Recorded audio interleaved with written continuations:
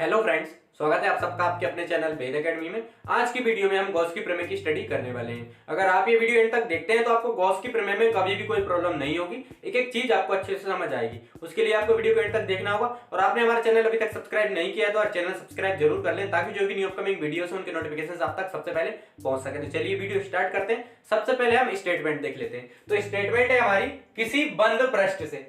सबसे पहले बंद पृष्ठ की बात हो रही तो हम एक बंद पृष्ठ बना लेते हैं, क्लोज सर्किट बना लेते हैं। मान लीजिए ये हमारा बंद पृष्ठ है,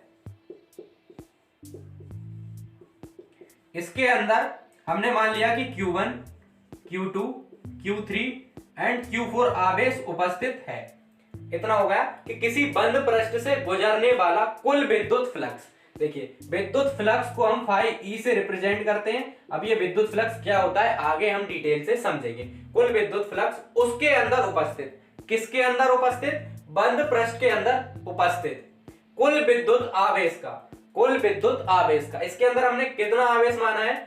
हमने Q1, Q2, Q3, Q4 ये आवेश माना है, इससे ज्यादा भी हो सकता है। ठीक है, तो हमारा इस बंद पृष्ठ के अंदर कितना आवेश है? कुल Q1 plus Q2 plus Q3 plus Q4, यानी कि इनको हम जोड़ देंगे तो हमारा कुल विद्युत आवेश हो जाएगा इस बंद पृष्ठ के अंदर उपस्थित Q1 plus Q2 plus Q3 plus Q4। ठीक है, इतना हो गया। विद्युत आवेश का 1/ε0 गुना होता है। गुने की बात जब भी होती है तो वहां हमें जितना भी गुना होता है उससे मल्टीप्लाई कर देना होता है।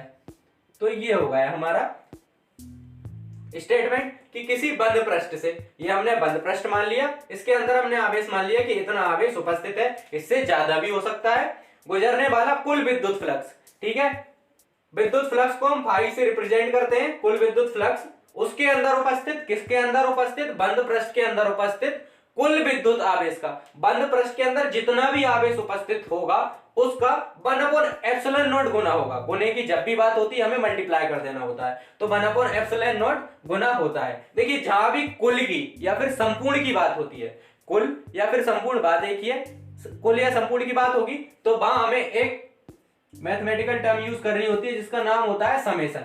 तो हम कुल क्या? आवेश, तो समेशन Q हम यहां पर कर देंगे, समेशन Q अपॉन ε0।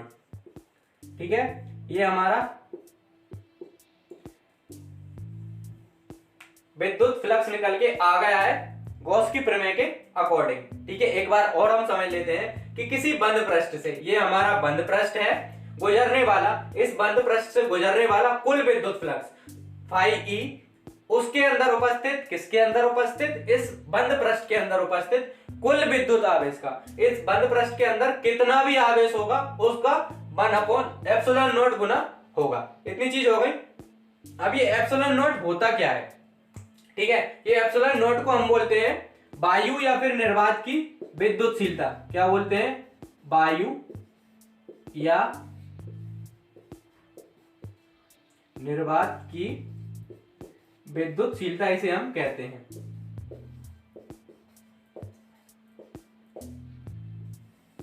उसके बाद इस ε0 का कुछ मान होता है। मान क्या होता है हमारा? ये ε0 इज इक्वल टू होता है 8.85 मल्टीप्लाई बाय 10⁻⁻12 कूलम स्क्वायर पर न्यूटन मीटर।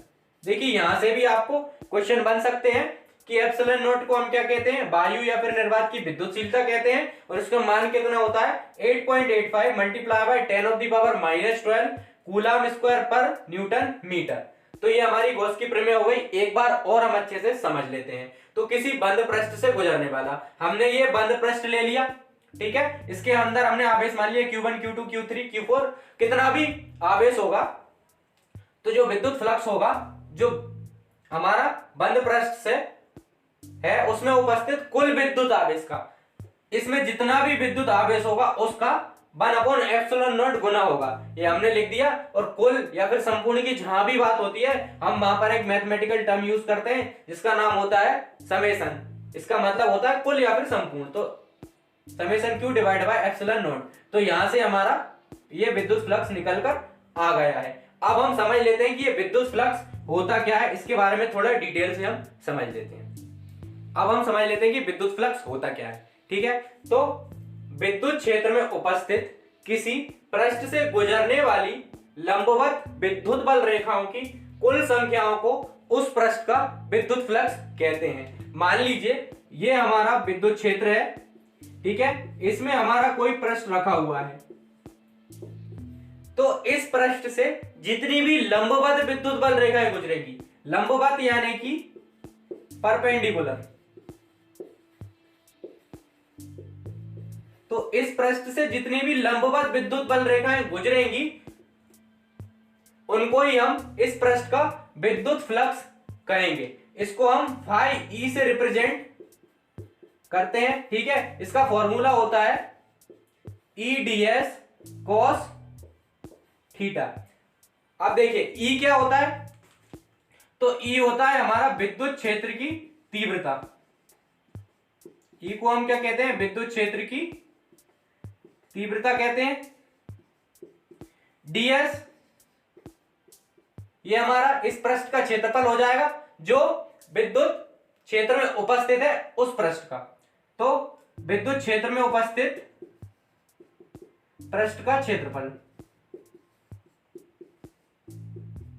ठीक है। उसके बाद ये थीटा क्या है, तो ये थीटा होगा हमारा इस पृष्ठ और विद्युत बल रेखाओं के बीच बनने वाला कोण। इस पृष्ठ के बीच और विद्युत बल रेखाओं के बीच कुछ कोण बनेगा, उसी कोण को हम थीटा बोलेंगे। तो थीटा क्या हो जाएगा हमारा, ये पृष्ठ और विद्युत बल रेखाओं के बीच बनने वाले कोण को हम क्या बोलेंगे, यहां पर थीटा बोलेंगे। अब ये फाई ई का कुछ ऐसा यूनिट होगी, कुछ मात्रक होगा, तो क्या होता है हमारा फाई ई का जो ऐसा यूनिट होती है वो होती है हमारी newton metre square upon coulomb.